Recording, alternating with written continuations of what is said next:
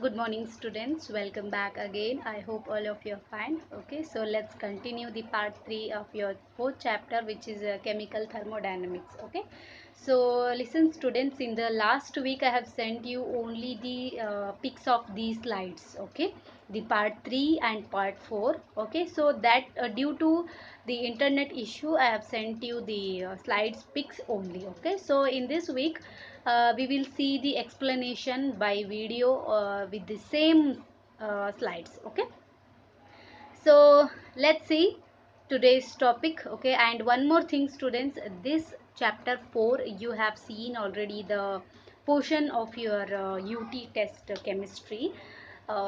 In that this chapter will also there. Okay, so carefully everything you have to read well. Okay, तो चलिए start करते हैं today's lecture. So before going to this expression for maximum work I will tell you the concept of this maximum work क्या होता है वो हम लोग देखेंगे. सी, जब क्या होता है हमारा ये सिस्टम वर्क, उसका वर्क परफॉर्मेंस होता है, कैसे होता है, the system that is govern by this opposing force, यानी कि एक्सटर्नल पी एक्सटर्नल आने वाला फोर्स है. ओके, सो अगर larger the opposing force more work is done by the system.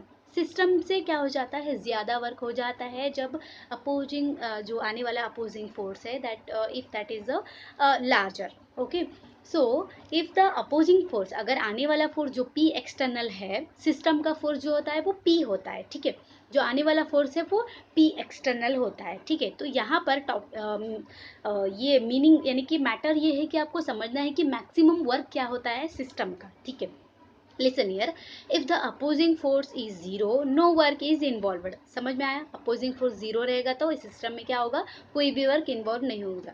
With an increasing of opposing force from zero, opposing force increase होते जाएगा, force कहाँ से, जीरो से, more work will be needed bye the system. ठीक है, so when the opposing force reaches its maximum the system performs maximum work. This is the main line है जो आपको याद रखना है. ठीक है, क्या है, जब अपोजिंग फोर्स रीच होता है उसके मैक्सिमम पे तो द सिस्टम क्या करता है, it performs maximum work with this opposing force. Okay, that is being greatest, more effort would be needed. Okay, so here let's see the expression for this. Okay, so now expression for the maximum work. यहाँ पर you have seen the figure number 4.8 in the textbook PDF. आप देखोगे वहाँ पर एक cylinder shape का है जिसमें गैस है. ठीक है, तो यहाँ पर क्या है आपको बताती हूँ मैं. वो ideal gas that is enclosed in a cylinder that is fitted with the frictionless movable rigid piston. ठीक है, जो पिस्टन है हमारा वो फ्रिक्शनलेस, यानी कि वहाँ बीच में कोई फ्रिक्शन होता ही नहीं, वैसे वो मूव कर रहा है. ठीक है, तो यहाँ पर you have seen the step 1, step 2, step 3 and also continued है. ठीक है, दैट इज रिवर्सिबल एक्सपेंशन, एक फिगर दिया गया है. You have seen that and also if nobody has seen that please seen that. Okay, consider here, यहाँ पर n यानी कि moles of an ideal gas. ठीक है, और जो वॉल्यूम है हमारा दैट इज वॉल्यूम इनिशियल जो है V1 है. ठीक है, और फाइनल रहेगा तो इनिशियल टू फाइनल जो वॉल्यूम है P2 रहेगा एट टेम्परेचर T में.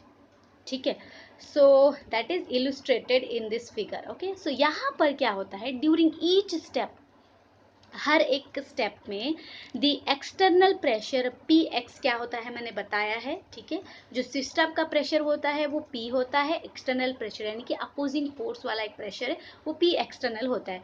It is made infinitesimally smaller than the pressure P of the gas, यानी कि pressure P of the gas क्या है, हमारा सिस्टम के अंदर है. ठीक है, so of the gas with a gradual removal of masses from the piston. You see that figure. Okay, you see that figure in gradually क्या होते जाता है, जो पहला वाला स्टेप में है वहाँ पर क्या हो जाता है, हमारा जो मास है वो क्या हो जाता है, ग्रेजुअली क्या हो जाता है, कम होते जाता है, मतलब रिमूव होते जाता है. ठीक है, when you see from initial to final, यानी कि कंटिन्यूस आप देखते जाओगे तो वैसा रहेगा. ठीक है, so here next the gas expand slowly and it's, उसका जो ये है the gas expand slowly from the mass it's pressure that would be decrease. क्या हो जाता है यहाँ पर, गैस एक्सपांड क्या होता है, इट स्लोली एक्सपांड होते जाता है और उसका जो प्रेशर है यानी कि जो सिस्टम का प्रेशर है दैट वुड बी डिक्रीज, वो डिक्रीज हो जाता है।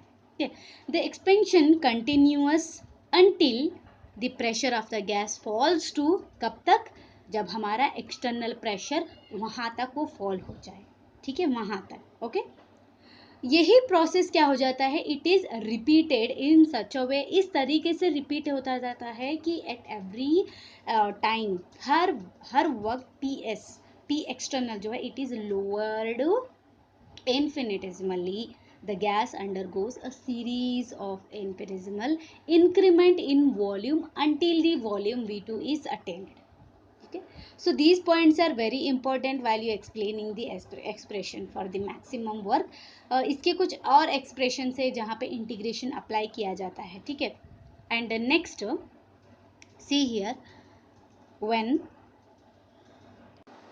okay, when the volume of a gas increases by an infinitesimal amount dV, यानी कि चेंज हुआ है volume in a single step, एक सिंगल स्टेप में उसका small quantity of work done क्या हो सकता है, वो dW is equal to minus P external dV होगा, ठीक है, उसका क्या होगा, वर्क डन ये रहेगा, ठीक है। नेक्स्ट क्या होगा हमारा, जैसे कि एक्सपेंशन रिवर्सिबल हो जाता है तो P क्या हो जाता है, ग्रेटर हो जाता है with a very small quantity of dP, यानी कि चेंज इन प्रेशर, देन दी किसका, हमारा एक्सटर्नल के अपोजिंग फोर्स, तो उसका एक्सप्रेशन क्या हो जाएगा, P माइनस, यानी कि P यहाँ क्या है, ग्रेटर है जो एक्सटर्नल प्रेशर से, तो हमारा सिस्टम का pressure P minus P external is equal to DP, या फिर you can also write P external is equal to P minus DP। So when we combine these two, यानी कि ऊपर वाला dW और P minus P external, you will get a dW is equal to minus P dV plus dP dV आएगा, ठीक है। And finally when we neglecting the product dP into dV, तो which is very small, यानी कि वो बहुत small है, तो हम लोग को क्या मिलेगा, dW is equal to minus P dV, ठीक है।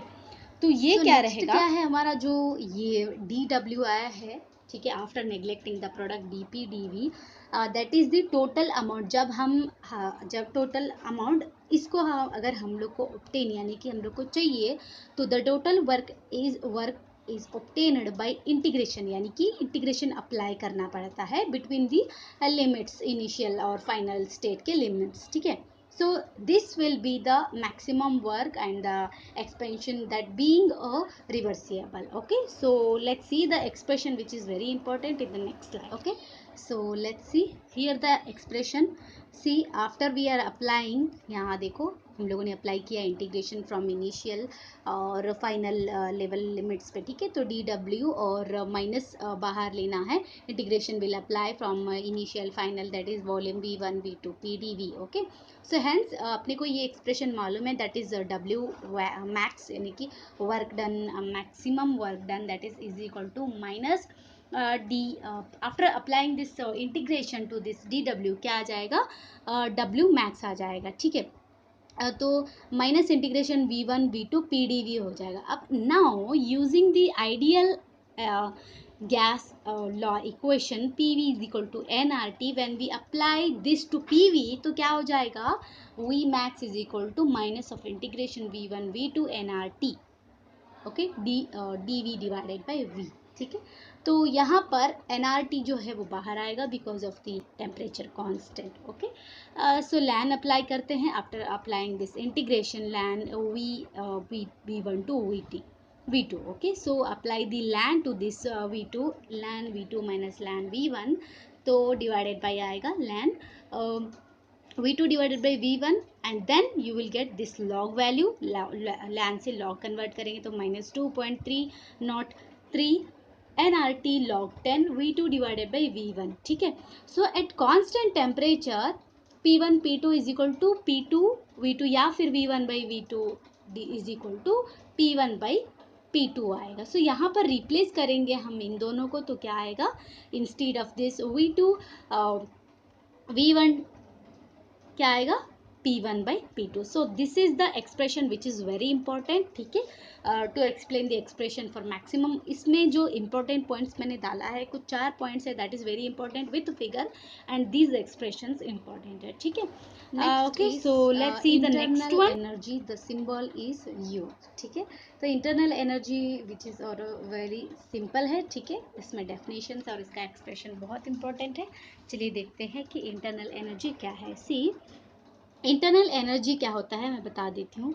एवरी सब्सटेंस क्या होता है, it is associated with a definite amount of energy. हर कोई एक सब्सटेंस होता है वो अपना एक डेफिनेट अमाउंट ऑफ एनर्जी पे एसोसिएट करता है. तो ये एनर्जी किस में स्टोर्ड होता है, एक सब्सटेंस में, इज इंटरनल एनर्जी. उसी को हम बोलते हैं इंटरनल. एक सब्सटेंस के अंदर का एनर्जी जो है that is internal energy of the substance.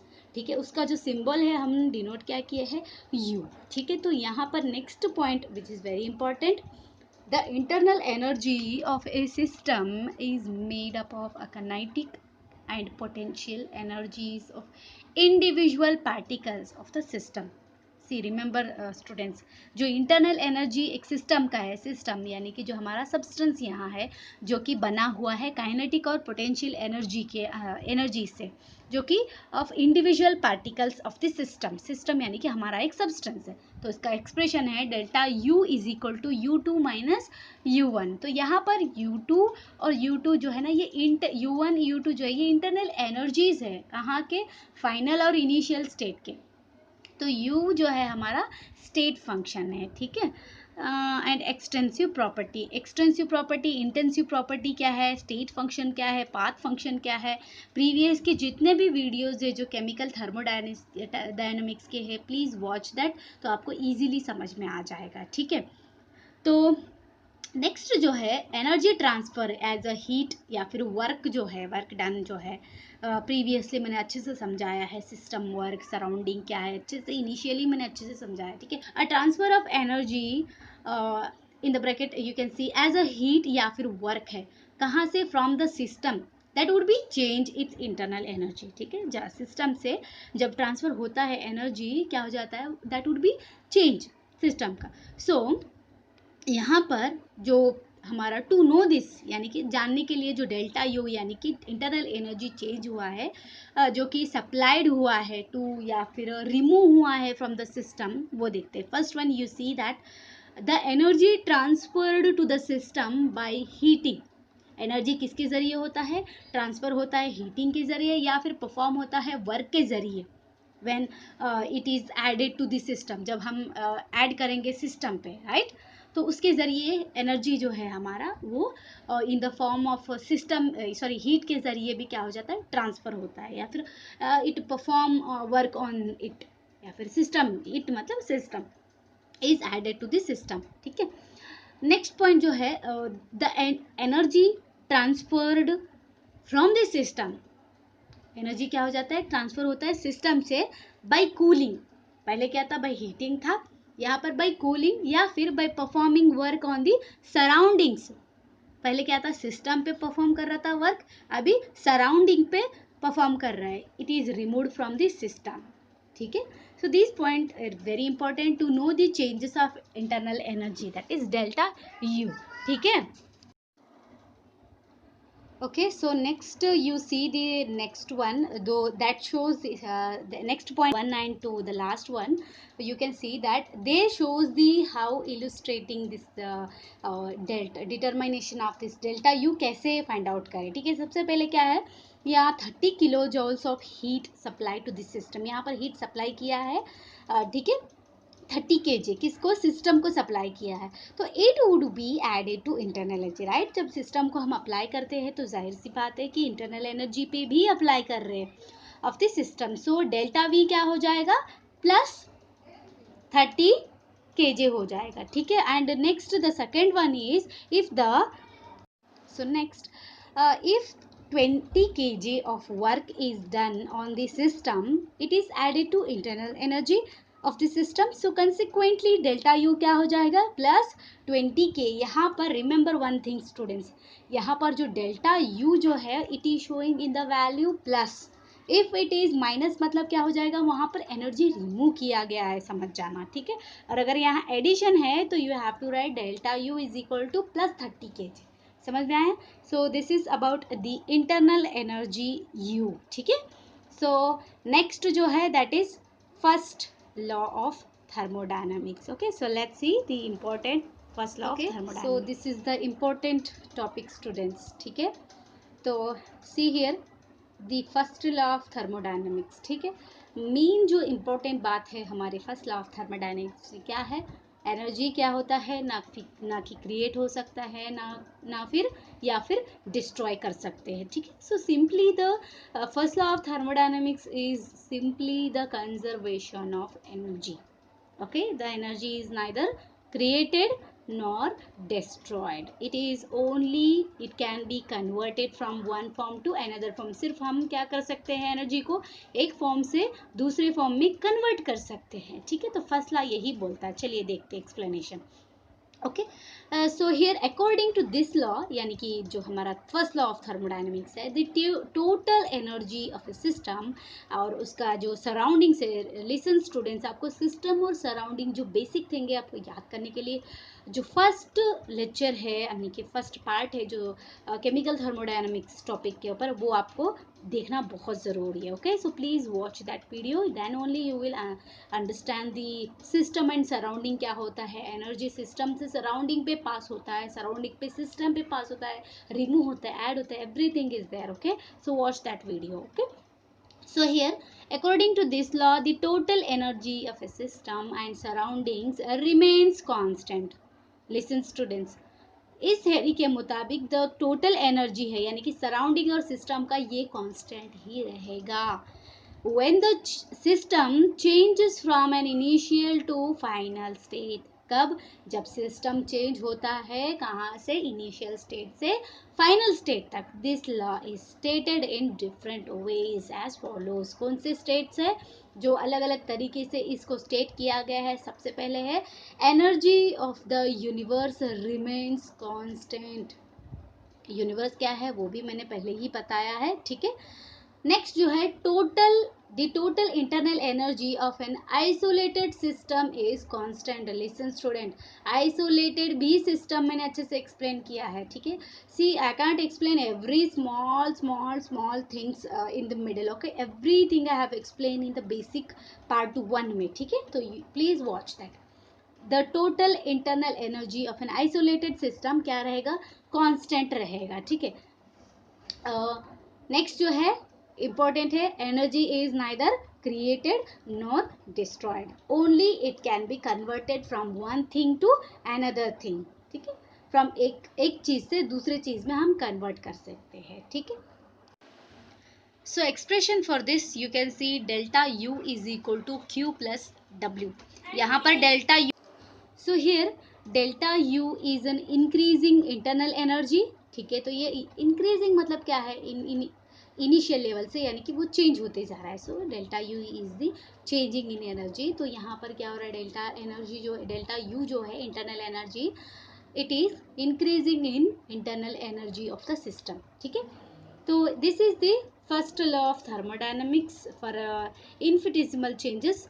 Delta U is equal to delta Q, delta W, यानी कि चेंजेस होता है, ठीक है। वर्क, मैक्सिमम वर्क, ठीक है, हीट और ना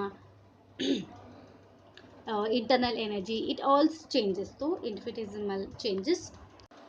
okay, so this is about the first law of thermodynamics, ठीक है। तो यहाँ पर नेक्स्ट वन जो है इम्पॉर्टेंट है, जो वेरियस प्रोसेस के लिए था first law of thermodynamics explain किया गया, जैसे कि आइसोथर्मल प्रोसेस हो गया, एडियाबैटिक प्रोसेस हो गया, या फिर आइसोकोरिक प्रोसेस हो गया, ठीक है, आइसोबोरिक प्रोसेस हो गया।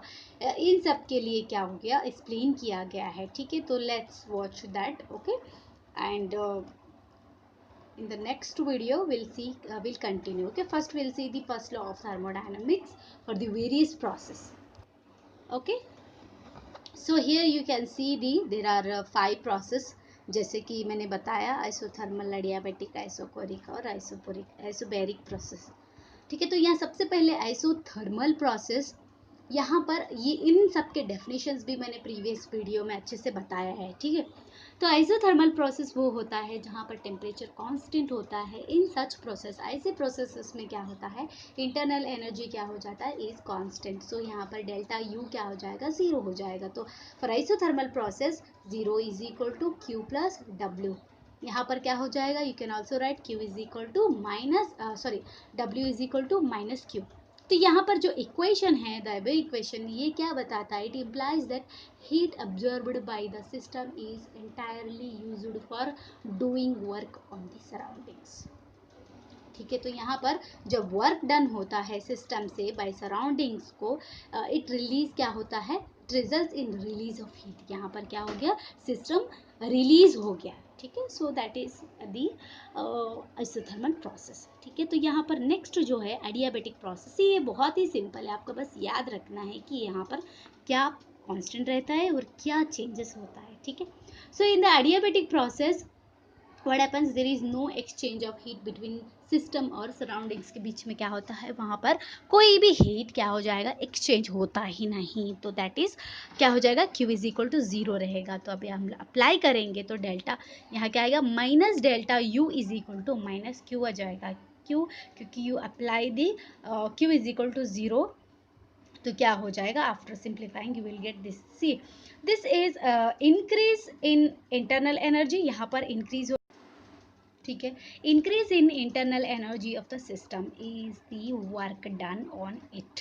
ठीक है, तो यहाँ पर the internal energy accompanying by the adiabatic process that would be decrease.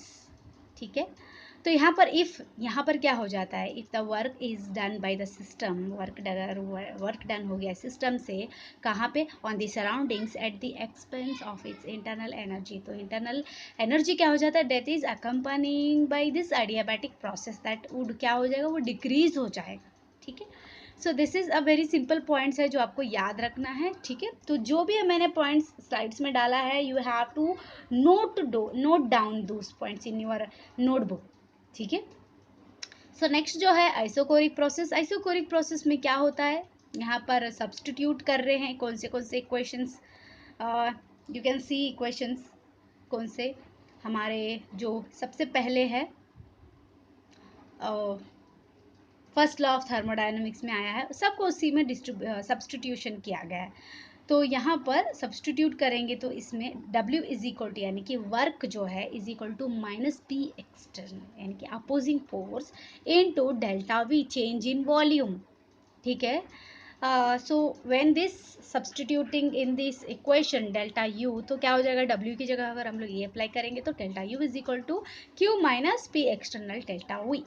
तो as this reaction carried out in the closed container, open container, isolated container, ये अच्छे से मैंने समझाया है। ठीक है, you watch the previous videos, that is in the part 1। Okay, so volume of the system is constant रहेगा, so delta V is equal to zero हो जाएगा। ठीक है, तो delta U is equal to क्या हो जाएगा, Q इंटू V हो जाएगा। तो सबस्क्रिप्ट जो हमारा V है, ये क्या इंडिकेट करता है, हीट ट्रांसफर हो रहा है एट कॉन्स्टेंट वॉल्यूम में। ठीक है, and the next one is last one, isobaric process।